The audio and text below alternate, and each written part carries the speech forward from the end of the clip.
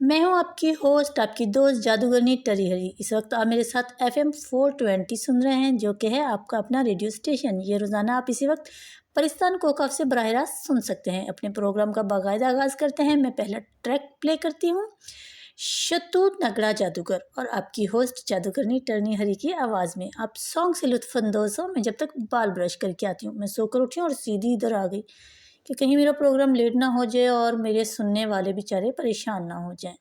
چلیے آپ سانگ سنیے، اس کے بعد شارٹ کمرشل بریک ہے۔ ہم یار ہیں تمہارے، بیچتے ہیں غبارے، ہم سے لیا کرو، ہم سے لیا کرو۔ اس سے پہلے کہ شتو نگڑا جادوگر عرف شاہ میر اس کی آواز میں آواز ملاتا، صوفیہ بیگم اس کے سر پر آ کھڑی ہوئی۔ شاہ میر کتنی دیر سے آوازیں دے رہی ہوں، کچھ سنائی دے رہا ہے تمہیں؟ کب سے تمہارے سر پہ جوں تک نہیں رینگتی، اب تمہارے سر آئے ہوں لیکن تمہیں ان ڈراموں سے فرصت ملے تو نا۔ انہوں نے قہر آلود نگاہ سے آبدار کو دیکھ گھورا، لیکن وہ مزے سے نظر انداز کر گئی۔ وہ شاہ میر کو اٹھا کر لے گئی۔ اس کے بعد عمر اور آئینہ بھی ادھر ادھر کھسک گئے، کیونکہ سخت نقص امن کا اندیشہ تھا۔ ان دونوں نے آبدار کا ساتھ دینے اور اس کے پروگرام سے بھرپور طور پر لطف اندوز ہونے کے لیے آج کے ٹیسٹ کی تیاری نہیں کی تھی۔ تمہیں تو کوئی کچھ نہیں کہتا ہے، جو بھی کرو مگر اوروں کو بخش دیا کرو، صوفیہ چچی کڑوے لہجے میں کہتی باہر نکل گئی، مگر اس پر کچھ خاص اثر نہیں ہوا۔ دوپہر کو کالج سے آنے کے بعد اسے نیند نہیں آتی تھی تو وہ دروازہ کھول کر چپکے سے ٹی وی لاؤنج میں آ جاتی۔ عمر، شاہ میر اور آئینہ ہوش سنبھالنے کے ساتھ ہی اس کے گروپ میں شامل ہو گئے تھے، کیونکہ اپنے ہم عمروں کے ساتھ آبدار کی اتنی خاص بنتی نہیں تھی، سو گھر میں یہی تینوں اس کے دوست تھے۔ شاہ میر اسی سال 9th کلاس میں آیا تھا، آئینہ 7th میں تھی اور عمر بھی اسی کلاس میں تھا۔ خود آبدار 3rd ایئر کی اسٹوڈنٹ تھی۔ بڑے ابو نے اسے بڑے لالچ دے کر مزید پڑھنے پر آمادہ کیا تھا۔ آبدار آپ بی ایس سی کر رہی تھی، ورنہ اس کے بس میں ہوتا تو میٹرک کے بعد بھی تعلیم کو خیر بات کہہ دیتی۔ مما چاہتی تھی کہ وہ بھی گھر کی باقی لڑکیوں کی طرح پڑھ لکھ جائے، لیکن اس معاملے میں وہ ان کی کبھی نہیں سنتی تھی۔ میٹرک میں اتنے کم نمبر تھے کہ کسی اچھے کالج میں داخلہ ملنا مشکل تھا۔ یہاں بڑے ابا نے تایا جان عاشر احمد کو کہہ کر سفارش کروائی تھی۔ کالج میں آ کر بھی اس کی لاپرواہی کا وہی عالم تھا۔ FSC میں دونوں سال گھر پر ٹیوٹر آتے رہے، تب کہیں جا کر وہ پاس ہوئی۔ اب BSc میں بھی بڑے ابا نے قابل ٹیوٹر لگوا کر دیے تھے۔ آئینہ، عمر اور شاہ میر کو ایک اور ٹیوٹر پڑھانے آتا تھا۔ جب وہ انہیں پڑھانے آتا تو آبدار بھی پاس جا کر بیٹھ جاتی، فضول میں اس کی غلطیاں نکالتے۔ کچھ دن تو بیچارے نے برداشت کیا، پھر خاموشی سے بتائے بغیر آنا بند کر دیا۔ گھر میں یہ راز کسی کے علم میں نہیں تھا سوائے ان چاروں کے۔ پھر بھی چچی رحمہ کو شک سا تھا، کچھ ایسا ہی شک بڑی چچی کو بھی تھا، مگر اس نے بڑی صفائی سے ہر الزام کو جھٹلا دیا تھا۔ الٹا رونا دھونا شروع ہو گئی۔ اس معاملے میں وہ تینوں اس سے گرو مانتے تھے، لیکن دونوں چچیاں اور تائی اماں اس سے سخت چڑھتی تھیں۔ کنزا بچپن سے لے کر اب تک سمجھاتی آئی تھی، لیکن ہٹ دھرمی اس کی سرشت میں تھی۔ اسی عادت کی وجہ سے اس نے بہت سے خاموش مخالف اس گھر میں اپنے لیے پیدا کر لیے تھے، اور مزے کی بات یہ کہ ان مخالفین کی پرواہ ہی نہیں تھی۔ سعید الدین کے 4 بیٹے عاشر احمد، یاسر احمد، حسان احمد، جلال احمد اور ایک بیٹی ایمن تھی۔ سب کی شادی انہوں نے اپنی مرضی سے کی۔ حسان احمد کی بات شروع سے ہی انہوں نے خاندان میں طے کر دی تھی۔ جب شادی کا وقت آیا تو اس نے بغاوت کر دی۔ اسے اپنی کلاس فیلو پسند تھی، لیکن ادھر خاندان کی عزت کا سوال تھا۔ ماں نے دودھ نہ بخشنے کی دھمکی دی، اس نے مجبوری میں سر جھکا دیا اور کنزا کو بیاہ لیا۔ کنزا مجبوری اور روایتوں کا سودا تھی، دل میں کوئی اور بسا تھا، سو کنزا کے ساتھ اس نے وہی سلوک کیا جو کوئی ناپسندیدہ ہستی کے ساتھ کرتا ہے۔ کتنے دن تو وہ گھر ہی نہ آتا، اور جب گھر بھی ہوتا تو اسے سیدھے منہ بات ہی نہ کرتا۔ شادی کے پہلے 2 سال یہی تماشا ہوتا رہا۔ اب تو سعید الدین بھی خاموش تھے۔ انہوں نے تو یہ سوچ کر زبردستی شادی کر دی تھی کہ ہو سکتا ہے حسان احمد شادی کے بعد بیوی بچوں میں مگن ہو کر گزشتہ محبت کو دل سے فراموش کر دے، مگر ان کی خوش فہمی دم توڑ چکی تھی۔ اب تو حسان احمد کلی کلی منڈلانے والا بھنورا بن چکا تھا۔ کنزا گاؤں کی پروردہ سادہ دل سادہ مزاج لڑکی تھی، تعلیم بھی اتنی خاص نہیں تھی، جبکہ حسان احمد اعلیٰ تعلیم یافتہ تھے۔ باقی دونوں بڑے بھائیوں کی بیویاں تعلیم یافتہ، پہننے اوڑھنے کے سلیقے سے آگاہ تھی۔ ان کا موازنہ جب وہ کنزا سے کرتا تو اپنی قسمت کو رونے بیٹھ جاتا۔ سب سے چھوٹے بھائی جلال احمد کی شادی اس کے بعد ہوئی۔ اس کی بیوی بے حد ماڈرن فرفر انگریزی بولنے والی کرنل مقبول صدیقی کی سب سے چھوٹی بیٹی تھی۔ جلال احمد شادی سے پہلے ہی رحمہ کو پسند کرتا، جب وہ بیوی بن گئی تو وہ آسمان پر اڑنے لگا۔ اسی وجہ سے حسان احمد کی ناراضگی گھر والوں سے انتہائی حد تک بڑھ گئی۔ اس نے اپنا ٹرانسفر دوسرے شہر کروا لیا۔ باقی تینوں بھائی مل کر کاروبار کر رہے تھے، اس میں حسان احمد کا بھی حصہ تھا، مگر اس کی نفرت اور ناپسندگی کی انتہا تھی کہ وہ اس سے بھی لا تعلق تھا۔ اسی دوران اس کے نہ چاہنے کے باوجود اللہ نے اسے بیٹی عطا کی۔ طلاق کرنے کے باوجود نہیں آیا۔ تب سعید الدین نے خود ہی بچی کا نام رکھا۔ وہ بہت خوبصورت اور بھولی سی گول مٹول گڑیا جیسی تھی۔ سعید الدین نے اسے آبدار کا نام دیا۔ گھر میں وہی سب سے زیادہ اسے چاہتے تھے۔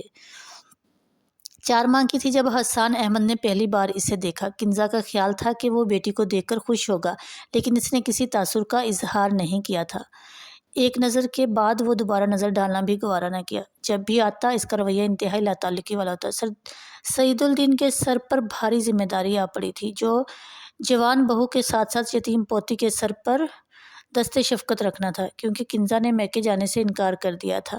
کنزا کے ماں باپ دونوں وفات پا چکے تھے، 2 بھائی اور بھابیاں تھیں۔ اس نے بہتری اسی میں تھی کہ سسرال میں ہی پڑی رہے۔ اس کے اس فیصلے نے ہی سب کو کوئی خاص خوشی نہیں دی تھی، لیکن سعید الدین کی وجہ سے کسی کو زیادہ مخالفت کی جرأت نہیں ہوئی تھی۔ ادھر کنزا کے بھائی اس ذمہ داری سے جان چھوٹنے پہ خوش تھے۔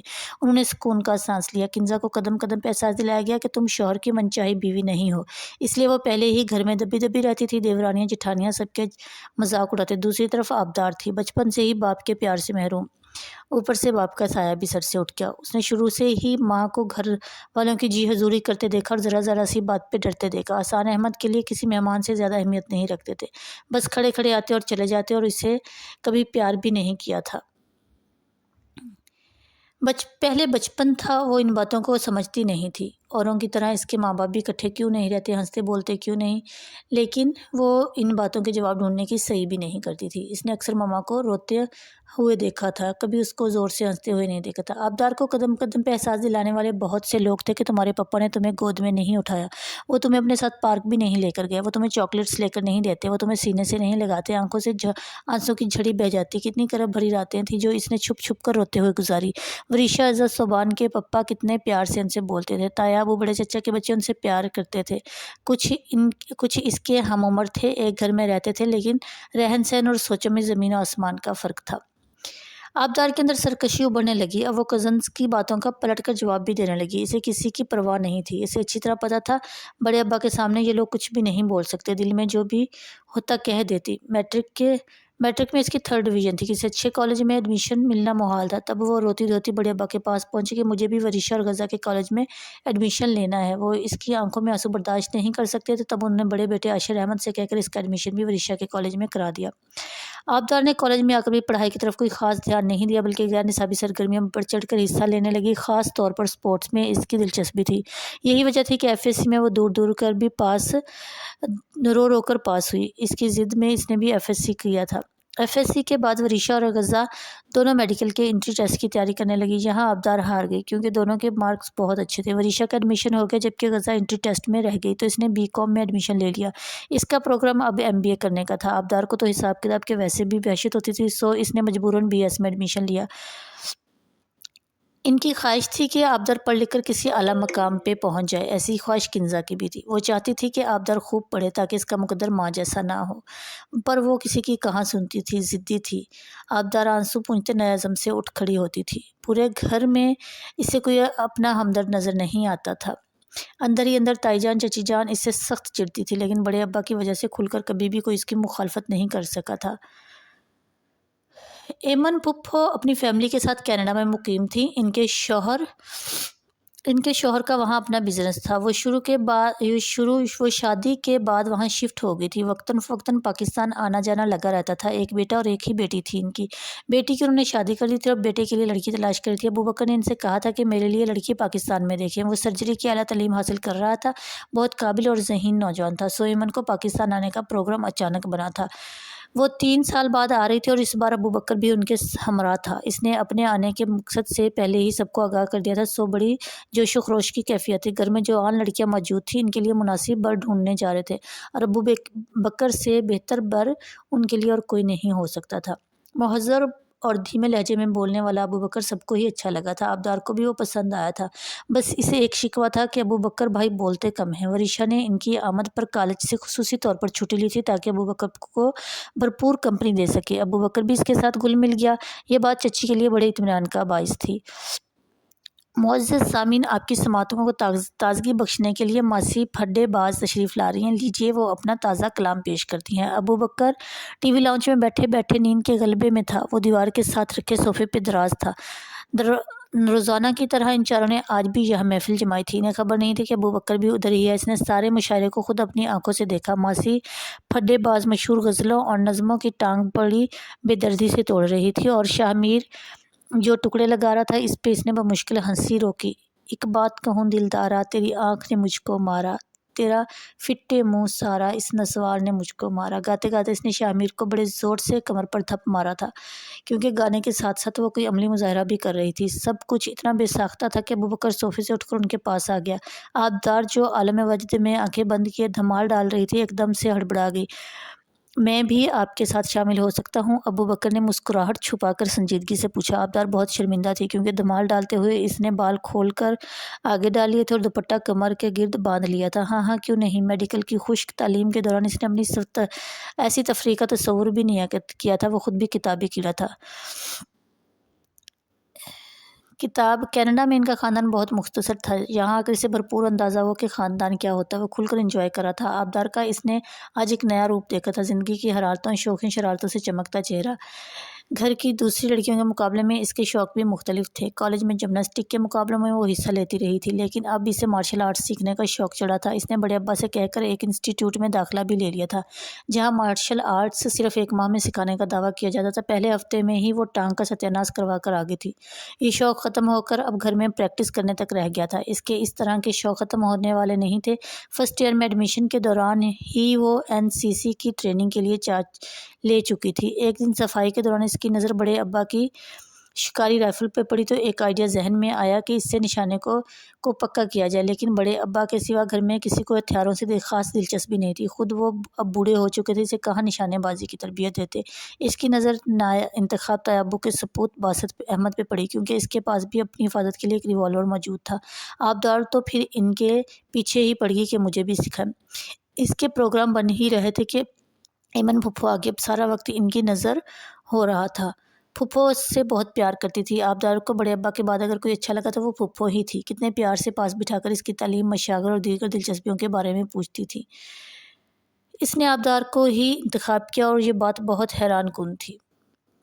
अबू बकर से ये सुनकर वो हैरान रह गई, क्योंकि किसी ने सोचा भी नहीं था कि अबू बकर आबदार का भी इंतखाब कर सकता है। नालायक, बदसलीका, उठने बैठने के आदाब से आ रही आबदार किसी को भला कैसे पसंद आ सकती थी।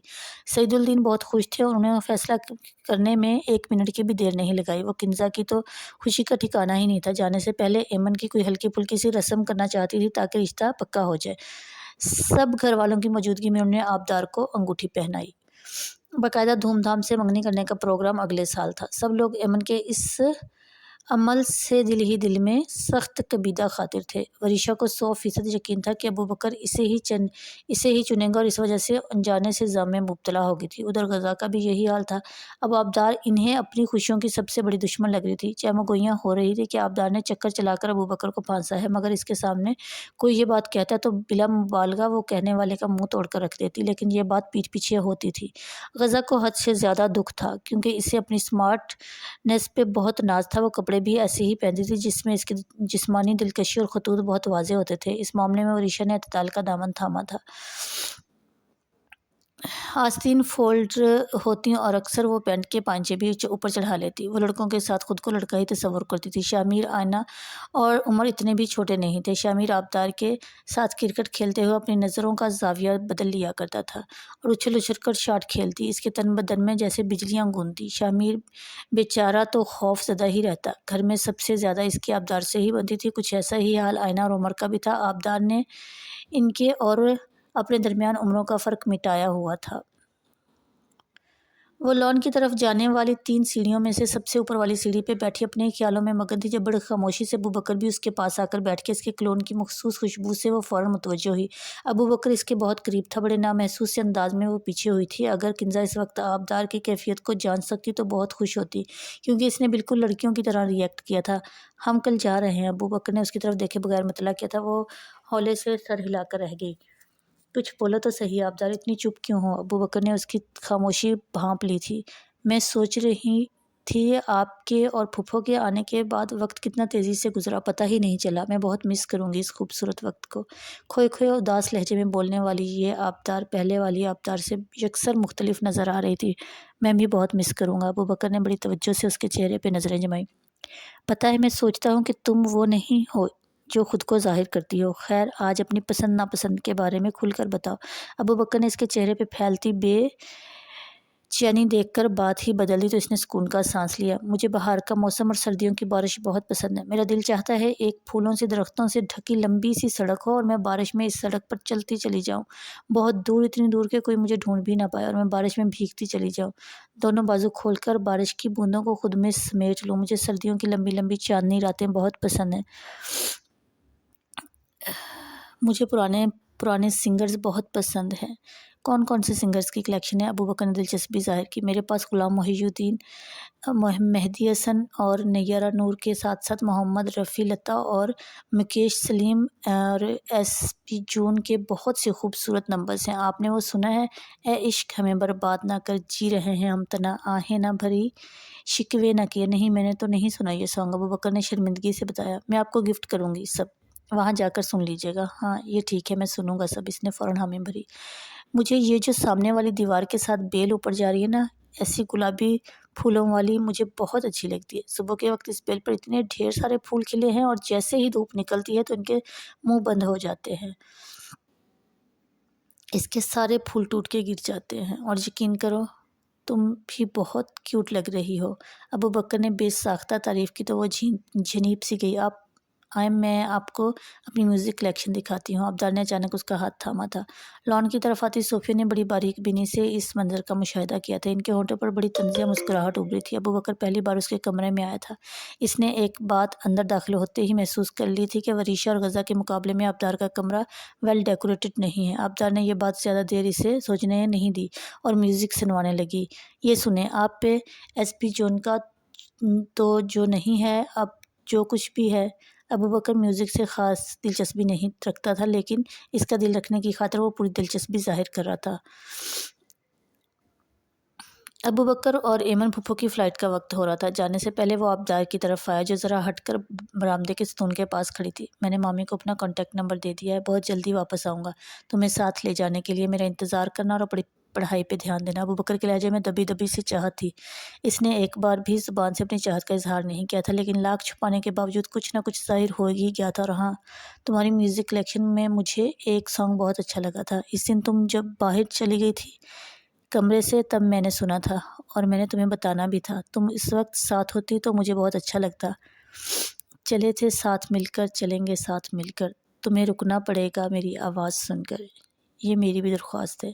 باقی سب ان دونوں کو دیکھ رہے تھے۔ ابو بکر مڑ کر اوروں کی طرف آ گیا۔ سب سے مل کر ایمن پھپھو اور ابو بکر ایئرپورٹ کی طرف روانہ ہو گئے۔ باسط بھائی، مجھے چھرے والی بندوق چاہیے، روز مشق کیا کروں گی۔ لہجے میں انتہائی عاجزی اور مسکینی تھی۔ باسط عاشر احمد کا سب سے بڑا بیٹا تھا۔ 4 سال پہلے اس کی شادی ہوئی تھی۔ انکم ٹیکس آفیسر تھا اور بڑے ٹھیک ٹھاک عہدے پہ تھا۔ اس کی بیوی بھی اچھے خاندان سے تھی، اعلیٰ تعلیم یافتہ اور ناک پر مکھی نہ بیٹھنے دینے والی۔ ہمارا بریگیڈیئر مرتضیٰ کی سب سے چھوٹی اور لاڈلی بیٹی تھی۔ انہوں نے باسط کا روشن مستقبل اور عہدہ دیکھ کر رشتہ دینے پر 1 منٹ بھی نہیں لگائی تھی۔ انہوں نے بیٹی کے ساتھ دل کھول کر جہیز بھی دیا تھا، لہٰذا سسرال میں سے ہاتھوں ہاتھ لیا گیا تھا۔ شادی کے دوسرے ماہ بعد اس نے باسط کو الگ پورشن میں شفٹ ہونے کے لیے مجبور کرنا شروع کر دیا تھا۔ تائی نے بڑی خوش دلی سے اجازت دے دی تھی، کیونکہ یہ بھی غنیمت تھا کہ ان کے بیٹے کو الگ گھر میں نہیں لے کے جا رہی تھی، گھر ہی میں الگ پورشن مانگ رہی تھی۔ انیکسی سے پیچھے کافی زمین خالی پڑی تھی، حال ہی میں وہاں نئی تعمیر ہوئی تھی، سو امارا اور باسط ادھر شفٹ ہو گئے تھے۔ امارا کو اپنی قابلیت اور خاندانی بڑائی کا بڑا ذوق تھا اور وقتاً فوقتاً وہ اس کا اظہار بھی کرتی رہتی تھی، لیکن اس معاملے میں باسط پیچھے نہیں تھا، اس لیے وہ بھی بڑے مرعوب ہونے والا نہیں تھا۔ وہ احساس کمتری کا شکار نہیں تھا، اس لیے زندگی اچھی گزر رہی تھی۔ اب تو ان کا بیٹا بھی 2.5 سال کا ہو چکا تھا، جس کو امارا سے زیادہ آیاس پال رہی تھی۔ شادی کے بعد امارا کا وزن بہت تیزی سے بڑھتا جا رہا تھا اور ایان کو زیادہ دیر گود میں نہیں لے سکتی تھی، نہ جسمانی کام کر سکتی تھی۔ وزن کی زیادتی کے سبب ان کا سانس پھولنے لگا تھا۔ وہ لیڈیز کلب کی ممبر تھی، روز شام کو تیار ہو کر ڈرائیور کے ساتھ جم جانا ہوتا تھا۔ خود باسط اسمارٹ، باقاعدہ کسرت کرنے والا تھا۔ شادی شدہ ہونے کے باوجود لگتا تھا وہ اس کے حلقے کے لوگ برملا اس کے منہ پر اظہار بھی کرتے تھے، لیکن دوست احباب کے تبصرے بھی امارا سے زیادہ توجہ سے نہیں سنتی تھی۔ باسط کی آج چھٹی تھی اور امارا ایان کے ساتھ میکے گئی ہوئی تھی، سو آبدار بہت خوش تھی، کیونکہ باسط بھائی پوری توجہ سے اسے سکھا رہے تھے۔ یہ لو ٹریگر پہ انگلی رکھو۔ باسط آبدار کی پشت پہ کھڑا تھا، اس کے دونوں بازو آبدار کو تقریباً گھیرے ہوئے تھے۔ آبدار کی پشت باسط کے سینے اور کندھے کو چھو رہی تھی۔ باسط نے اس کا نرم و نازک ہاتھ پکڑ کر ٹریگر پر انگلی رکھوائی اور اور پش کرنے کا اشارہ کیا۔ آبدار نے بڑی مہارت سے ہدایت پر عمل کیا۔ اس کی مشق خاصی طویل تھی۔ اس نے گلے میں لاپرواہی سے اسکارف ڈالا تھا اور آج جو شرٹ پہنی تھی اس کے اوپری بٹن بھی حسب عادت کھلا تھا۔ باسط کی نظریں بڑی خاموشی سے اس کا طواف کر رہی تھیں۔ آبدار کو احساس ہی نہیں تھا۔ کمنگ سنڈے کو میں تمہیں اپنا ریوالور دوں گا اور شہر سے باہر مضافات میں چلیں گے، تم وہاں ریوالور چلا کے دکھانا مجھے۔ باسط نے اس کے کندھے پہ ہاتھ رکھتے ہوئے کہا تو وہ بہت خوش ہوئی۔ باسط بھائی اسے بہت اچھے لگتے تھے۔ اس سے پہلے آبدار کی ان سے بے تکلفی نہیں تھی۔ وہ ٹھیک ٹھاک غصے والے نظر آتے تھے۔ اس تعاون سے اس کا حوصلہ بڑا تھا۔ اب وہ وقت بے وقت ان کے پوشن میں چلی آتی۔ اپنے وعدے کے مطابق اتوار کو اسے شہر سے باہر لے گیا۔ اپنے ریوالور بھی بڑی فراغ دلی سے اس نے آبدار کو دے دیا اور درختوں پر کچھ نشانے لگائے۔ یہ آبدار کے لیے ٹارگٹ تھا۔ 10 میں سے 4 کو وہ نشانہ بنا سکتی تھی، لیکن باسط نے بڑے زور سے اسے تھپکی دی۔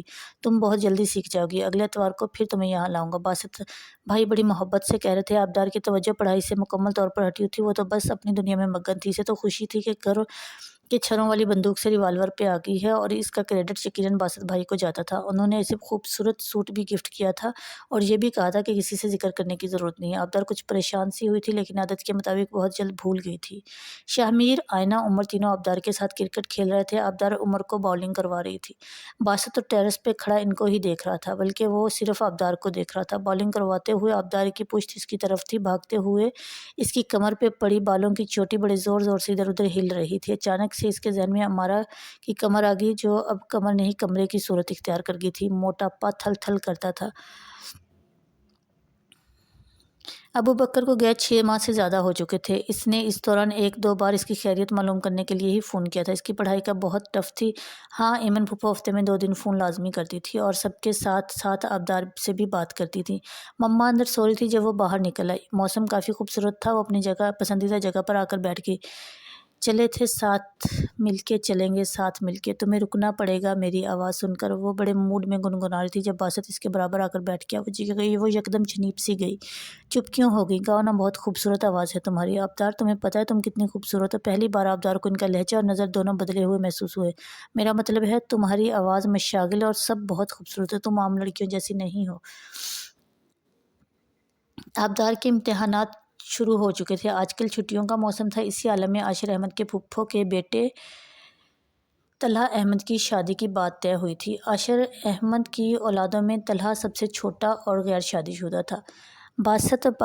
باقی باسط اور 2 بہنیں اپنے اپنے گھروں کی تھیں۔ طلحہ کمرشل پائلٹ تھا۔ اس کی بات ایک کلاس فیلو سے طے تھی۔ وہ بھی تعلیم سے فارغ تھی، اس لیے بزرگوں نے دونوں کو ایک بندھن میں باندھنے کا فیصلہ کر لیا تھا۔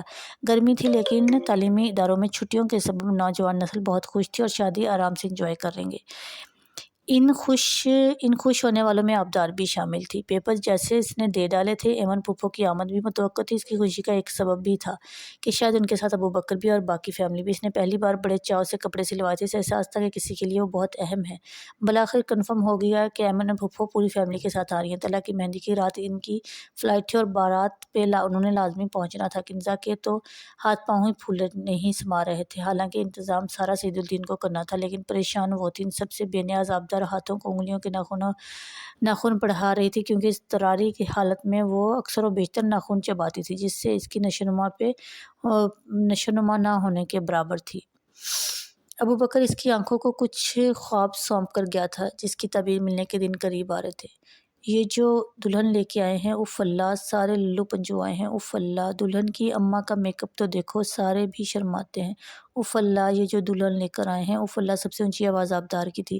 شادی کی تاریخ طے ہو گئی تھی۔ لڑکیوں کی زور و فرمائش پر ڈھول کی منگوا لی گئی تھی۔ روز رات کو گانوں کے مقابلے ہوتے۔ دلہن والوں کو ہرانے کے لیے آبدار بڑی محنت کر رہی تھی۔ ڈھونڈ ڈھونڈ کر شادی کے گانے گائے جاتے۔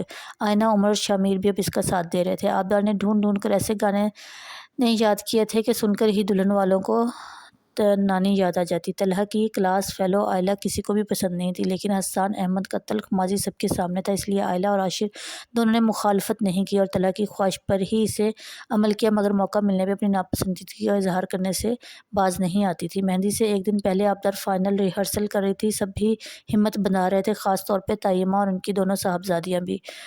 سجنی گھنگرو باجے گے، ہم تم ناچا کریں گے، تیری ماں میری ساس وہ تو ہے چولہے کی راکھ، اس کو پھینکا کریں گے، ہم تم ناچا کریں گے۔ یہ طلحہ کی ساس کے لیے تھا، اس لیے آبدار کو خوب داد ملی۔ وہ پوری قوت سے تالیاں پیٹ رہی تھی۔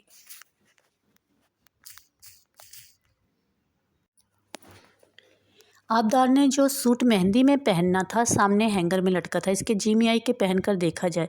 7 सैंडल, ज्वेलरी और दीगर लवाजमात भी थे। वो हैंगर से सूट उतार कर बाथरूम में चली गई। पहनकर बाहर निकली तो आईने के सामने आकर खड़ी हुई। लंबी कामदार शर्ट ट्राउज़र के साथ बहुत जच रही थी। इसने मैचिंग ज्वेलरी और सैंडल भी पहने। मेहंदी इसने एक दिन पहले लगाई थी और पहली बार लगवाई थी। इसकी खुशबू से बहुत अच्छी लग रही थी। इसने कलाई तक बाकायदा दुल्हन की तरह डिज़ाइन बनवाया था। वो हर ज़ाविये से आईने में खुद को देख रही थी कि दरवाज़ा खोलकर अचानक बासत भाई अंदर आए। वो दरवाज़ा लॉक नहीं किया था। अरे वाह, you are looking so beautiful. इस रूप में आबदार को पहली बार देखा था। इन्हें अपना दिल हाथों से निकलता महसूस हुआ। आबदार ने गोया उन्हें एडवर्टाइज़ कर दिया था। मैंने तुम्हारे लिए एक चीज़ ली है, बाहर आओ दिखाऊं। बासत ने उसकी कलाई पकड़ ली। इसकी गिरफ्त में सख्ती थी। बासत भाई क्या हो गया है? अब चले, मैं आती हूँ कपड़े बदल कर। नहीं, ऐसे ही चलो। बासत पे ज़िद और शैतान बैक वक्त सवार थे। वो बासत के पोर्शन में इसके साथ गोया ज़बरदस्ती आई थी क्योंकि उसका बाजू बासत की गिरफ्त में था। आबदार के सामने इसने निगाहों का ज़ाविया बदल लिया था ताकि वो अचानक बुदक न जाए। इसके घर में कोई नहीं था। ऊपरी कामों के लिए रखा गया लड़का फैज़ू तक नहीं था। हमारा 4 साल में ही इसके दिल से उतर गई थी। इसमें अब कोई कशिश बाकी नहीं रही थी। अब वो सिर्फ गोश्त का तल फल करता एक बेहंगम वजूद था। उधर आबदार थी बढ़ती नदी की मानद, हर शोर शुरीदा सर। अगर वो ज़िद ना करती तो बासत कभी भी इसकी तरफ मुतवज्जो ना होता। निशाना पक्का करने की गर्ज से इसने अपनी किस्मत में ही ठोकर लिख ली थी। इसे क्या पता था कि बासत की नज़र बदल गई है। अपनी ज़ात से हद दर्जा लापरवाही बासत को मुतवज्जा करने का सबब बनी थी। वो खूबसूरत थी, कम सिन थी और कम अकल भी। इसे आसानी से मतलब बारी के बाद खामोश करवाया जा सकता था। आज बहुत मुनासिब वक्त था। घर में कोई नहीं था। किसी को कानो कान खबर नहीं होनी थी। इसका पोर्शन अलग सिमत में था। किसी के आने का इम्कान भी नहीं था। मैं चाह रहा था तुम्हारे साथ शिकार पे चलूं। एक नई राइफ़ल ली है, मैं चाहता हूं तुम भी देख लो। मेरे बेडरूम में पड़ी है। आबदार अपनी धुन में अंदर आई। इसके पीछे बासत था। शाम के साए उतर रहे थे। बेडरूम की लाइट ऑफ थी, इसलिए अंधेरा सा था। आबदार को पहली बार खौफ सा महसूस हुआ। लाइट क्यों ऑफ है? सर असीमी के इसके लहजे से झलक रही थी। लो, ऑन होगी लाइट। बासत ने कहने के साथ ही लाइट भी जला दी। कहाँ है राइफ़ल? वो भी दिखाता हूँ। वो दराज में से कुछ ढूंढ रहा था। ये देखो, मैंने गोल्ड की चैन भी तुम्हारे लिए ली है। वो दराज बंद करके इसकी तरफ आया। चैन अच्छी खासी मोटी थी। ये मैं नहीं ले सकती बासत भाई, ये तुम्हें लेनी पड़ेगी। मैंने सिर्फ तुम्हारे लिए ली है। नहीं, मैं नहीं लेती, मम्मा खफा होंगी। नहीं, इन्हें मत बताना। मेरे प्यार का पहला तोहफ़ा है, कबूल कर लो। बासत के तेवर ने इसे खौफजदा कर दिया था। मैं जा रही हूँ। वो दरवाजे की तरफ बढ़ी, लेकिन एक ही जस्त में बासत उससे पहले दरवाजे पे पहुँच गया और लॉक कर दिया। प्लीज़ मत जाओ, बैठ जाओ, मैं बहुत प्यासा हूँ। अमारा मुझे खुशी नहीं दे सकी। मैं सैराब होना चाहता हूँ। सिर्फ एक बार। तुम बहुत प्यारी हो। तुमने हाथों पे जो मेहंदी लगाई है ना, ये मुझे पागल कर रही है। सिर्फ एक बार अपना थोड़ा सा प्यार मुझे दे दो प्लीज़, सिर्फ एक बार। आबदार प्लीज़। बासत भाई प्लीज़ मुझे जाने दे, मैं आपकी बहनों की तरह हूँ। बासत ने इसके मुंह पे अपना भारी हाथ रख दिया। आइंदा ना कहना कि तुम मेरा प्यार हो। बासत ने इसका हाथ पकड़कर बेड की तरफ ले जाना चाहा, मगर वो पूरा जोर लगाकर एक बार पीछे हुई। प्लीज़ बासत भाई, मुझे जाने दे, आप मेरे लिए बड़े भाई की तरह हैं। बासत ने बड़े ज़ोर का थप्पड़ इसके मुंह पे रसीद किया। मुझे नामों से ना पुकारो। इसने बड़ी सख्ती से इसे बाहों के हल्के में जकड़ा और बेड पर गिरा दिया। आबदार ने इनके एक हाथ पे ज़ोर से काटना चाहा, लेकिन इसने छुड़ा लिया। इसकी वहशतें बढ़ती जा रही थी। आबदार ने ज़ोर ज़ोर से चीखना शुरू कर दिया, लेकिन बासत ने इसके मुंह पर हाथ रखकर इसे खामोश करवा दिया। आबदार को अपनी इज्जत खतरे में नज़र आ रही थी। बासत ने इसके ऊपर झुककर दोनों कलाइयों से इसे जकड़कर बेबस कर डाला था। आबदार एक बार फिर पूरी कुव्वत से ज़ोर लगाकर चिल्लाई। बाहर से दौड़ते कदमों और तेज़-तेज़ बातों की आवाज़ें सुनाई दे रही थी। यकीनन इसकी चीखों ने घर वालों को मुतवज्जो कर दिया था। यह एहसास होते ही आबदार ने और भी ज़्यादा ज़ोर से चिल्लाना शुरू कर दिया। यकदम बासत ने इसे बालों से पकड़कर पूरी कुव्वत से नीचे धक्का दिया। ज़लील, फाहिशा, बदकिरदार, वर्गलाती है मुझे तेरी इतनी हिम्मत, तेरी तो मैं। बासत के मुँह से मुग़लज़ात का तूफ़ान उबल रहा था। इसके हाथ पाँव और ज़ुबान तेज़ी से चल रही थी। बाहर दरवाज़ा धड़-धड़ बजाया जा रहा था। इस इफ्तिताह से संभलने का आबदार को मौका ही ना मिला। बासत की चालाकी उसकी समझ से बाहर थी। उसका सर फट गया था और खून जारी था।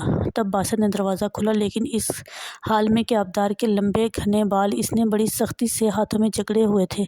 किंज़ा, रहमा, सोफिया, आयला, इनकी दोनों बेटियाँ, तायाबू, अमारा सब खड़े थे। संभालें अपनी लाडली को, इसे तो अपनी जवानी संभाली नहीं जा रही है।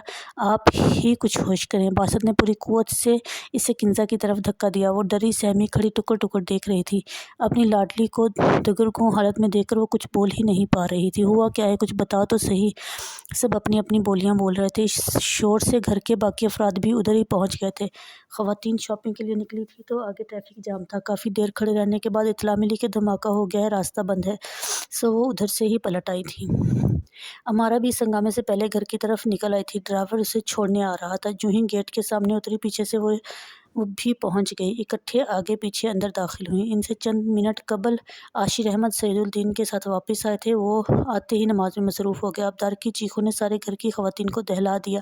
امارا ویسے بھی اپنے پورشن کی طرف جا رہی تھی، اس کے پیچھے وہ سب تھے۔ سعید الدین نماز توڑ کر ادھر آئے تھے۔ یہ کافی روز سے میرے پیچھے پڑی ہوئی ہے کہ میں آپ سے محبت کرتی ہوں، مجھے قبول کر لیں۔ آج اس کی ہمت دیکھیں، آپ سب کی غیر موجودگی میں میرے کمرے میں پہنچ گئی اور بس۔ باسط نے ڈھڈائی سے جھوٹ بولنے کا ریکارڈ قائم کر دیا۔ آبدار کی طرف بڑھا۔ ڈائن، تجھے میرا گھر ہی ملا تھا۔ امارا اس کی طرف بڑھی تھی۔ سب ٹکر ٹکر دیکھ رہے تھے۔ تب آبدار نے بولنے کی ہمت کی۔ باسط بھائی جھوٹ بول رہے ہیں، یہ مجھے زبردستی میرے کمرے سے بلوا کر لائے کہ میں نئی رائفل لایا ہوں، تم بھی دیکھ لو۔ اور یہاں آ کر انہوں نے دروازہ بند کر لیا اور مجھے ایک چین بھی دی کہ تمہارے لیے لایا ہوں، آپ دیکھ لیں، اندر پڑی ہوگی۔ وہ ہاتھوں سے آنسو بھی صاف کرتی جا رہی تھی اور بولتی بھی جا رہی تھی۔ جھوٹ بکتی ہے۔ باسط نے آگے بڑھ کر اس کے پہلو میں زوردار ٹھوکر رسید کی تو وہ درد کی شدت سے دوہری ہوگی۔ اس سے پہلے کہ وہ دوسری ٹھوکر رسید کرتا، سعید الدین درمیان میں آ گیا۔ اندر جا کر دیکھو جو آبدار کہہ رہی ہے۔ ان کی آواز میں رعب اور دبدبہ تھا۔ باسط ادھر ہی رک گیا۔ امارا سمیت راما، صوفیہ، آئلہ اور وریشا سب اندر چلی گئی، مگر چین وہاں ہوتی تو ملتی نا، وہ تو حفاظت سے باسط نے پینٹ کی جیب میں ڈالی تھی۔ اس خطرے کا اسے پہلے سے احساس تھا۔ اس نے بڑی صفائی دکھائی تھی۔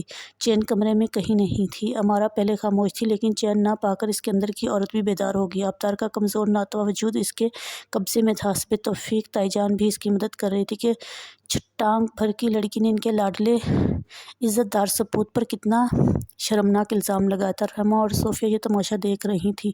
انہیں امارا اور اللہ کے ذریعے غبار نکالنے کا موقع مل رہا تھا، سو وہ کیوں رکتی۔ سعید الدین بت بڑے کھڑے تھے، انہیں گویا سانپ سونگھ رہا تھا۔ مار کھا کر آبدار نیم جان ہو گئی تھی۔ ایسی اولاد کا تو گلا گھونٹ کر مار دینا چاہیے تھا۔ یما نے نفرت سے زمین پہ تھوکا۔ تب کنزا کو گویا نیند سے جاگیں، وہ آبدار پر پل پڑیں اور دونوں ہاتھوں سے پوری قوت سے اس کا گلا دبانے لگی۔ تب کہیں جا کر عاشر احمد اور سعید الدین کو ہوش آیا۔ انہوں نے بمشکل تمام آبدار کو چھڑایا۔ اسے کچھ خبر نہیں تھی کہ وہ وہاں سے اپنے کمرے تک کیسے آئی۔ جسم و جان کی اذیت ہی بے معنی ہو گئی تھی۔ اس کے جسم پر جا بجا نیل پڑے ہوئے تھے، خراشیاں، دائیں آنکھ سوج چکی تھی۔ درد کی شدت سے وہ نیم بے ہوش تھی۔ سعید الدین نے بڑی مشکل سے اسے اکیلے خود اٹھا کر گاڑی میں ڈالا تھا۔ انہوں نے کسی کی بھی مدد نہیں مانگی تھی۔ جلال، یاسر اور عاشق کسی سے ایک لفظ بھی نہیں کہا تھا۔ انہوں نے اپنے آنے جانے کے لیے کل وقتی ڈرائیور رکھا تھا، وہی ڈرائیونگ سیٹ پہ تھا۔ آئلہ، صوفیہ اور راما تینوں دیکھ رہی تھیں۔ ان سب میں سے کسی نے بھی آگے ہونے کی کوشش نہیں کی۔ جلال الدین، یاسر اور عاشق پہلے ہی ادھر ادھر ہو گئے تھے، بلکہ یاسر اور جلال الدین تو اس سارے ہنگامے کے بعد گھر آئے تھے۔ انہیں نمک مرچ لگا کر آبدار کے گھٹیا پن کا قصہ سنایا گیا تھا۔ کنزا بالکل خاموش بیٹھی تھی۔ اس دنیا میں ہوتے ہوئے بھی وہ یہاں کا حصہ نہیں لگ رہی تھی۔ انہوں نے سعید الدین کو دیکھا تو جب آبدار کو یہاں سے لے کر جا رہے تھے، مگر ان کی نگاہوں میں اجنبیت تھی۔ انہوں نے ایک بار بھی آگے بڑھ کر بیٹی کو سنبھالا نہیں دیا۔ رہ رہ کر آئلہ کی باتیں دماغ میں گونج رہی تھی۔ سعید الدین آبدار کو قریبی پرائیویٹ کلینک لائے تھے۔ ڈاکٹر ان کا شناسا تھا۔ اس نے آبدار کو فوری طبی امداد دی۔ کوئی ایسی خطرے کی بات نہیں تھی، لیکن اسے بے دردی سے مارا گیا تھا۔ باسط اونچا لمبا طاقتور مرد تھا۔ اس نے بھی خواتین میں کوئی کسر نہیں چھوڑی تھی۔ آبدار کے لمبے گھنے بال بری طرح سے کھنچے ہوئے تھے۔ اسپتال کے ایک کمرے میں سفید براک بیڈ پر آبدار لیٹی ہوئی کراہ رہی تھی۔ سعید الدین نے اب غور سے اس کی چوڑیوں کو دیکھا۔ دودھیا بازوں پہ کتنی گہری خراشیں پڑی ہوئی تھیں۔ اس کی گردن کے گرد نشان بھی تھے۔ ان کی بوڑھی آنکھوں سے آنسو بہہ رہے تھے۔ انہوں نے بھی تو کسی کو ہاتھ نہیں روکا تھا۔ شور و غل اور واویلے سے بھی وقتی طور پر گھبرا گئے تھے۔ تبھی تو لاڈلی پوتی آبدار کے لیے ایک لفظ بھی ان کے منہ سے نہیں نکلا تھا۔ ان کا دل وہ سب کچھ ماننے کے لیے کسی طرح بھی تیار نہیں تھا جو باسط سمیت دوسرے کہہ رہے تھے۔ باسط نے اس تیزی سے پینترا بدلا تھا کہ آبدار اپنی بے گناہی کا یقین بھی نہیں دلا پائی تھی۔ سب نے وہ تماشا دیکھا تھا، کسی کو نہیں پتا تھا بند کمرے میں کیا ہوا۔ وہ سب تو باسط کا یقین کر رہے تھے۔ آبدار ناقابل یقین ٹھہرائی گئی تھی۔ رات تک ڈاکٹر انہیں فارغ کر دیا تھا۔ رات आबदार को साथ लिए वो जब गेट के सामने उतरे तो अंदर लोगों की चहल पहल जारी थी। इस बात का इन्हें अंदाज़ा तो था, लेकिन वापसी पे ये बात इसके जहन से निकल गई थी। लिहाजा दोबारा गाड़ी में बैठे और ड्राइवर को गाड़ी पिछले दरवाजे की तरफ मोड़ने को कहा, जिधर सर्वेंट क्वार्टर्स थे। आबदार खामोशी से उतरकर अंदर चली गई। किंजा सामने बेजान से अंदाज में बैठी थी। सईदुद्दीन ने दवा वाला शॉपर इन्हें थमाया और वक्त पे दवाई देने की हिदायत की। इन्हें बहुत दुख था कि इनकी औलाद में से किसी ने भी अभी तक ये मालूम करने की कोशिश नहीं की थी कि इतनी देर क्यों हो गई है। इनकी खैर खबर ही ले लें। आबदार को छोड़कर दूसरे हिस्से की तरफ आए, तब आशिर यासिर वगैरह इनके पास आए। अब्बू जान कहाँ थे आप? मेहमान बार बार आपका पूछ रहे थे। मैं तुम्हारे सामने ही तो आबदार को हॉस्पिटल के लिए लेकर गया था।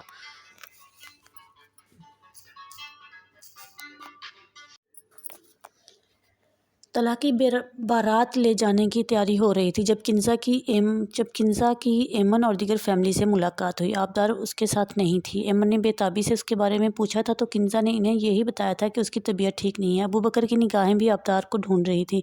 एमन बारात में जाने से पहले किंजा के पोर्शन की तरफ आई। बाहर ताला पड़ा इनको मुँह चढ़ा रहा था। बड़े अब्बा का थका थका अंदाज, भाइयों की पुरस्कार खामोशियाँ, भाभियों की तंजिया मुस्कुराहट इन्हें एहसास दिला रही थी कि कुछ न कुछ गड़बड़ ज़रूर है। अभी वो उधर खड़ी सोच ही रही थी कि किंजा इसकी तरफ आती नजर आई। एमन को देखकर वो घबरा सी कि जैसे चोरी करते हुए पकड़ी गई हो। ये ताला क्यों लगाया हुआ है? असल में अंदर आबदार अकेली लेटी है, तो उन्होंने बुद्धि सी दलील दी और ताला खोलकर इन्हें अंदर चलने का इशारा किया। आबदार सर मुंह लपेटे सो रही थी। बदन में किसी जिनिस के आसार नहीं नजर आ रहे थे। एमन ने करीब जाकर इसके मुँह से चादर उतार दी। वो नीम गशी के आलम में थी। आबदार आबदार क्या हुआ? उन्होंने इसका कंधा जोर से हिलाया। इसने आंखें खोली और फिर इन्हें देखकर दोबारा पलकों की चिलमिन गिरा दी। इसे इन्हें आंखें खोलने में शदीद दुश्वारी हो रही थी। किंजा इसकी तबीयत कब से ख़राब है? परसों से। किंजा ने निगाहें चुराई। जी, बड़े अब्बा ने ले गए थे डॉक्टर के पास। ये इतनी कमज़ोर क्यों लग रही है? जब मैं यहाँ से गई थी अच्छी खासी थी। 3 माह में इसकी हालत इतनी ख़राब हो गई, यकीन नहीं आ रहा। और तुम इसके पास ही रुकोगी कि जाओगी बारात के साथ? नहीं, मैं घर में ही रहूँगी। किसी को यहाँ रहना तो ज़रूरी है। हाँ ठीक है, तुम इसके पास ही रहो। बारात चली गई थी। किंजा आबदार के पास बैठी इसे कहर-आलूद निगाहों से देख रही थी। अब उठ भी जाओ, कब तक करके पड़ी रहोगी? इज़्ज़त का जनाजा तो निकल ही चुका है, तुमने अब क्या कसर छोड़ी है? वो इसको बहुत कुछ सुना रही है। कौन सा गम, कौन सी खुशियाँ रह गई थी मेरे हिस्से में जो तुमने ये खुशी भी छीन ली? इस वक्त ममता, तरस, गुस्से के मिले जुले जज्बात इन पर हावी थे। आबदार के कानों में कुछ भी नहीं पड़ रहा था। उसे कुछ समझ नहीं आ रहा था कि वो क्या बोल रही हैं।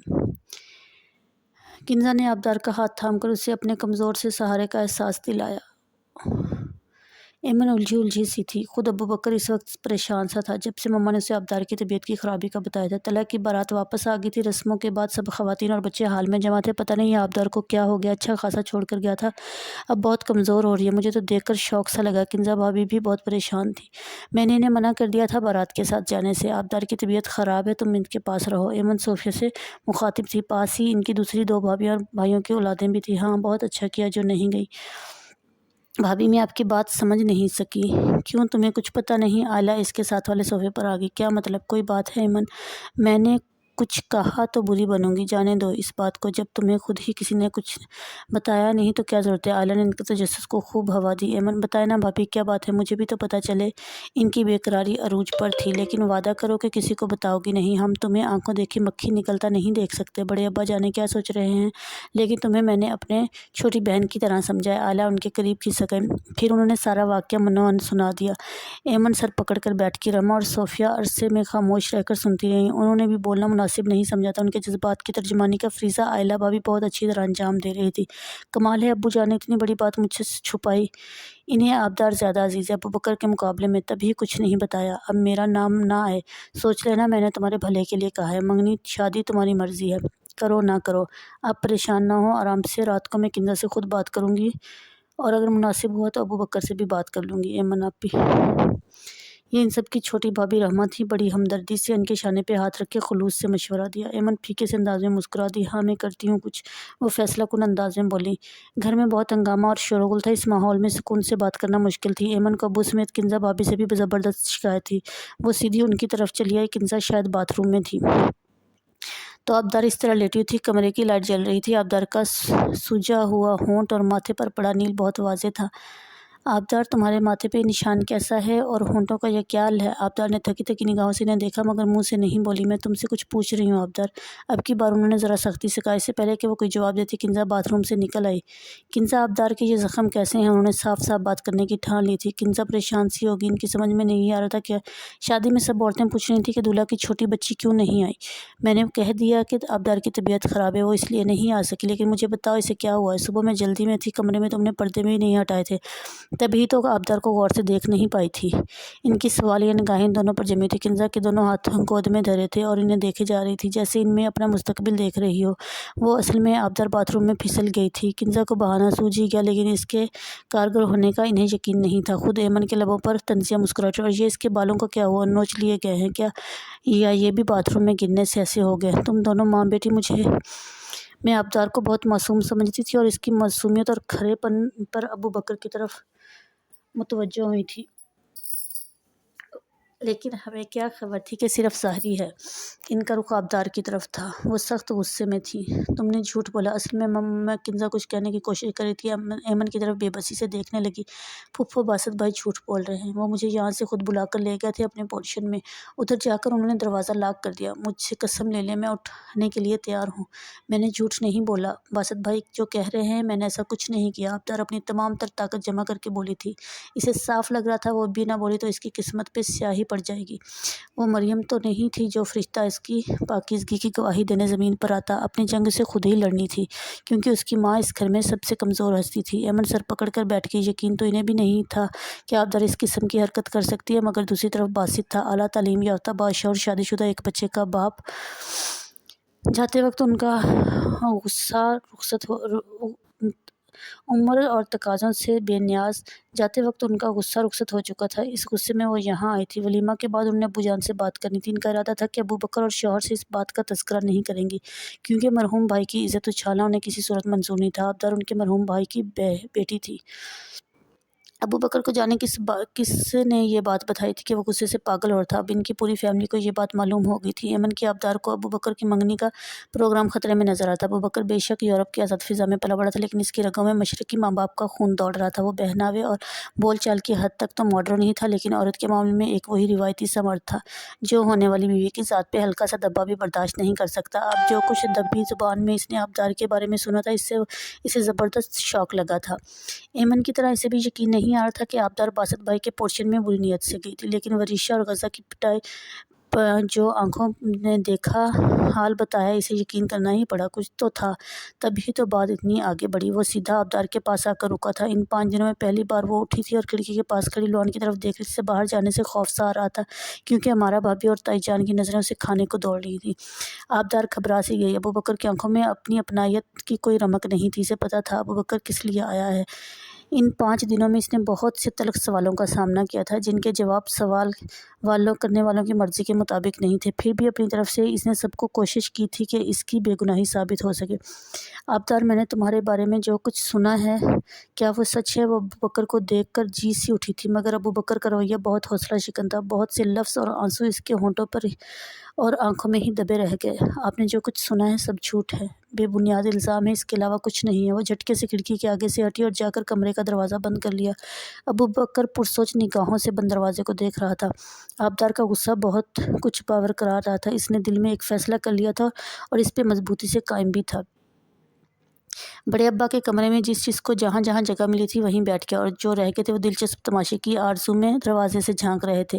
ایمن پھپھو کی پوری فیملی موجود تھی۔ کنزا، آبدار دونوں سیدالدین کے بیڈ پر بیٹھی تھیں۔ آئلہ، عاشر، احمد کے ساتھ باسط اور عمارہ بھی موجود تھے۔ راما اور صوفیہ سے بھی رہا نہیں گیا تو شوہروں کے ساتھ ادھر ہی رہ گئی۔ سیدالدین کو لگ رہا تھا جیسے کوئی عدالت لگی ہو اور سب فیصلہ سننے کے انتظار میں ہیں۔ انہوں نے جس بات کو جتنا چھپانا چاہا تھا وہ اتنی ہی پھیل گئی تھی۔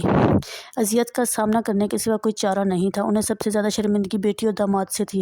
حالات نازک موڑ پر تھے کہ ان کی عقل میں کوئی بات نہیں سما رہی تھی۔ کریں تو کیا کریں؟ میں چاہتا ہوں کہ جلد سے جلد آبدار کی شادی ہو جائے۔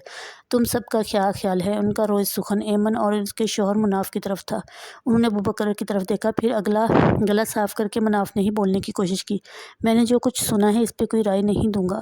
2 خاندانوں کا معاملہ ہے، لیکن فیصلے کا اختیار ابو بکر کے ہاتھ میں، اور وہ جو کہے گا ہم مانیں گے۔ اگر اب وہ بھی آبدار سے شادی کے فیصلے پر قائم ہے تو ہم اس میں رکاوٹ نہیں ڈالیں گے۔ وہ یتیم بچی ہے، میں اللہ سے ڈرتا ہوں کہ کہیں زیادتی نہ ہو جائے۔ سیدالدین نے نظریں اٹھا کر بڑے غور سے داماد کی طرف دیکھا۔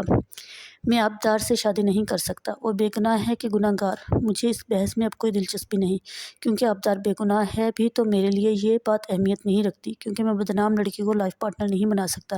مجھے آبدار سے پوری ہمدردی ہے، لیکن یہ شادی نہیں کر سکتا۔ ابوبکر فیصلہ سنا کر جا چکا تھا۔ کہانی کا دوسرا حصہ دیکھنے کے لیے چینل کو سبسکرائب کریں، بیل آئیکن بٹن پریس کر لیں، ویڈیو کو لائک اور شیئر کریں۔